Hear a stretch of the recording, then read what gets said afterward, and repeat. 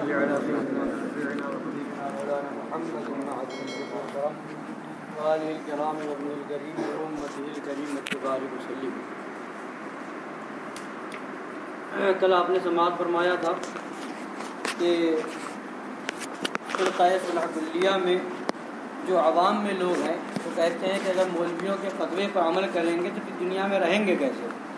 سنیے، فرماتے ہیں رہا دنیا میں رہنے کا معاملہ تو یہ بھی ان بے ایمان صلح کلیوں کا ملعون فریب ہے. حضرات علماء اہل سنت کثرہم اللہ تعالی ونصرہم یہ کب کہتے ہیں کہ تم دنیا میں مت رہو؟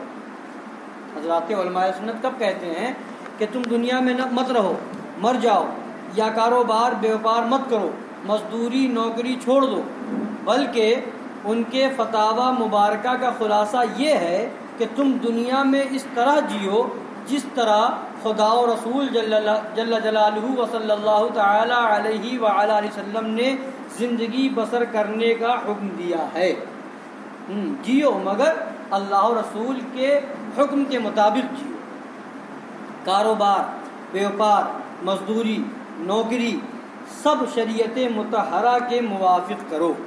جو لوگ اپنے عقائد کفریہ کے سبب بحکم شریعت مطہرہ معاذ اللہ کافر بے دین ہیں ان سے دینی عداوت مذہبی نفرت رکھو. کیا تم ایک چمار کو 2 پیسے دے کر اس سے اپنے پرانے جوتے کی مرمت نہیں کراتے؟ کیا تم بھنگی کو 2 آنا مہینہ دے کر اس سے اپنا پاخانہ نہیں اڑواتے؟ پھر کیا یہ معاملات نہیں ہیں؟ اور ضرور ہیں. پھر کیا ان معاملات کے سبب اس چمار اس بھنگی کی عظمت تم اپنے دلوں میں جماتے ہو؟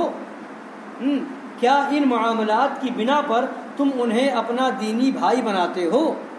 کیا ان معاملات کے بعد آہستہ آہستہ تدریجاً اس چمار اس بھنگی کے ساتھ یارانہ دوستانہ مناتے ہو؟ نہیں، ہرگز نہیں. تو معلوم ہوا کہ کفار و مشرکین کے ساتھ دنیاوی کاروبار بیوپار مزدوری نوکری کے معاملات جاری رکھنے کے لیے یہ ہرگز لازم نہیں کہ ان کے کفر و شرک کے سبب مسلمانوں کو بحکم شریعت جو ان سے مذہبی نفرت و دوری دینی مجانبت و بیزاری ہے اس میں کمی ہو جائے یا معاذ اللہ بالکل ہی جاتی رہے. کیا تم روزانہ بوقت حاجت بیت الخلاء نہیں جاتے؟ پھر کیا اس روزانہ کے آنے جانے سے بیت الخلاء کے ساتھ تم کو محبت و دلچسپی پیدا ہو گئی ہے؟ کیا بوقت حاجت روزانہ بیت الخلاء جاتے جاتے اب اسے اپنی تفریح گاہ سمجھنے لگے ہو؟ کیا اب وہاں دل بہلانے اور سیر کرنے کے لیے جانے لگے ہو؟ نہیں، ہرگز نہیں. تو حضرات علماء اہل سنت دامت برکاتہم بھی یہی فتویٰ دیتے ہیں کہ مرتدین و مبتدعین کے ساتھ جہاں تک تم سے ہو سکے دنیاوی تعلقات بھی نہ رکھو. دینی تو رکھنا ہی نہیں ہے، دنیاوی بھی نہ رکھو جہاں تک ہو سکے. لیکن اگر ایسا کرنے کے لیے تمہیں ضرورت و مجبوری ہے تو تم اس بارے میں گنہگار نہیں. البتہ ان دنیاوی تعلقات کی بنا پر مرتدین و مبتدعین کے ساتھ موانست و موادت ہرگز جائز نہیں. دنیاوی تعلقات کی بنیاد پر اب ان سے محبت ہونے لگے، دوستی بنا لو، تعلقات بنا لو، جب بیٹھ کے چائے پیے، یہ جائز نہیں. حضرت شیخ مجدد الفسانی رحمۃ اللہ تعالی علیہ اپنے مکتوبات جلد اول کے مکتوب نمبر 165 میں صفحہ 169 پر اپنے خلیفہ و مرید سعادت پناہ جناب سید شیخ فرید علیہ الرحمہ کو مخاطب کرتے ہوئے فرماتے ہیں. مجدد الفسانی رضی اللہ تعالیٰ عنہ پہلے کے بزرگ ہیں، سرکار اعراض کے پہلے کے ہیں اور سلسلہ نقشبندیہ کے بزرگ ہیں. تو وہ کیا فرماتے ہیں؟ فارسی میں عبارت ہے، میں ترجمہ پڑھتا ہوں. فرماتے ہیں یعنی یہ بات لازم ہے کہ ساری ہمت شریعت مطہرہ کے احکام بجا لانے میں صرف کرنی چاہیے اور پابند شریعت علماء دین و صالحین کی تعظیم و توقیر کرنی چاہیے اور شریعت مطہرہ کے احکام کو رائج کرنے میں کوشش کرنی چاہیے اور مسلمان کہلانے والے بد مذہبوں اور گمراہوں کو ذلیل رکھنا چاہیے کہ حدیث شریف میں ہے حضور اقدس صلی اللہ تعالی علیہ وآلہ وسلم فرماتے ہیں کہ جس نے کسی بد مذہب کی تعظیم کی اس نے اسلام کے ڈھا دینے پر مدد دی، اور کافروں کے ساتھ جو خدا تبارک و تعالیٰ کے دشمن اور اس کے پیارے رسول صلی اللہ تعالی علیہ وآلہ وسلم کے دشمن ہیں، دشمن رہنا چاہیے، اور کسی طور پر ان کو عزت نہ دینی چاہیے، اور ان بد نصیبوں کو اپنی مجلسوں میں آنے نہیں دینا چاہیے،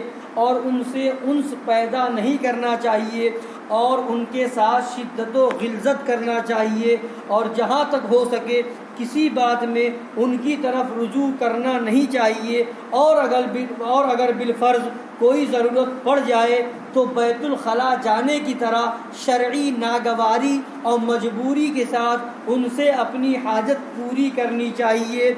آپ کے نانا جان صلی اللہ علیہ وسلم، یعنی سید صاحب کو خط لکھ رہے ہیں نا، تو فرماتے ہیں آپ کے نانا جان صلی اللہ تعالی علیہ وسلم کی بارگاہ قدس تک جو راستہ پہنچاتا ہے وہ یہی ہے، جو راستہ پہنچاتا ہے وہ یہی ہے کہ بد مذہبوں، بد دینوں سے، وہابیوں، دیوبندیوں، رافضیوں سے بالکل نفرت ہونی چاہیے۔ بوجہ مجبوری کہیں ضرورت پڑ گئی کہ اس کے بغیر کام ہی نہیں چلتا ہے کچھ کاروباری یا کسی معاملے میں، تو جیسے بیت الخلاء جاتے ہیں، ٹوائلٹ جاتے ہیں، تو بالکل کوئی خوشی سے نہیں جاتا ہے، ناگواری کے ساتھ مجبوراً جاتا ہے، دل میں نفرت بھی ہوتی پھر بھی جانا پڑتا ہے، تو ویسے ہی نفرت کے ساتھ کام نکالو اور الگ ہو جاؤ۔ تو فرماتے ہیں سرکار دو عالم صلی اللہ علیہ وسلم کی بارگاہ قدس تک جو راستہ پہنچاتا ہے وہ یہی ہے، اگر اس راہ پر چلا نہ جائے گا تو حضور اقدس صلی اللہ تعالی علیہ وعلی آلہ وسلم کی بارگاہ قدس تک پہنچنا دشوار ہے۔ یہ بات بہت دور ہے، یہ امر بہت بعید ہے۔ یہ ترجمہ تھا حضرت مجدد الفسانی رضی اللہ تعالیٰ عنہ کی فارسی عبارت کا۔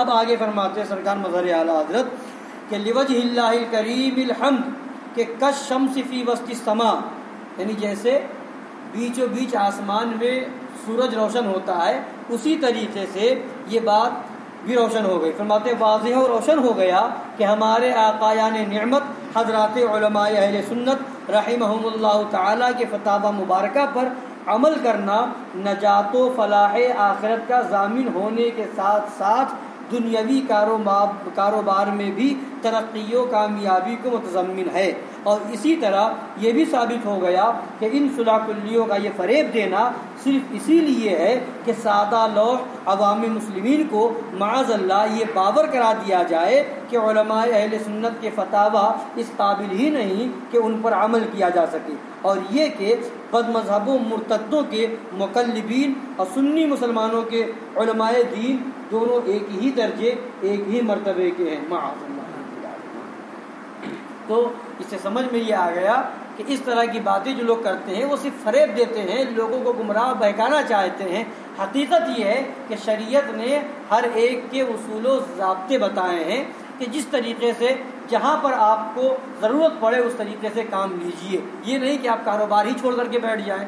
تو جہاں تک کی اجازت شریعت نے دی ہے وہ آپ کر سکتے ہیں، اور شریعت اس چیز کی اجازت دیتی ہے جو آپ کے لیے مفید ہے، اور اس چیز سے منع کرتی ہے کہ جس کے رکنے میں بھی آپ ہی کا فائدہ ہے، دنیا میں بھی فائدہ ہے اور آخرت میں بھی فائدہ ہے۔ اللہ تعالی ہم سب کو شریعت مصطفیٰ پر مکمل طریقے سے عمل کرنے کی توفیق عطا فرمائے۔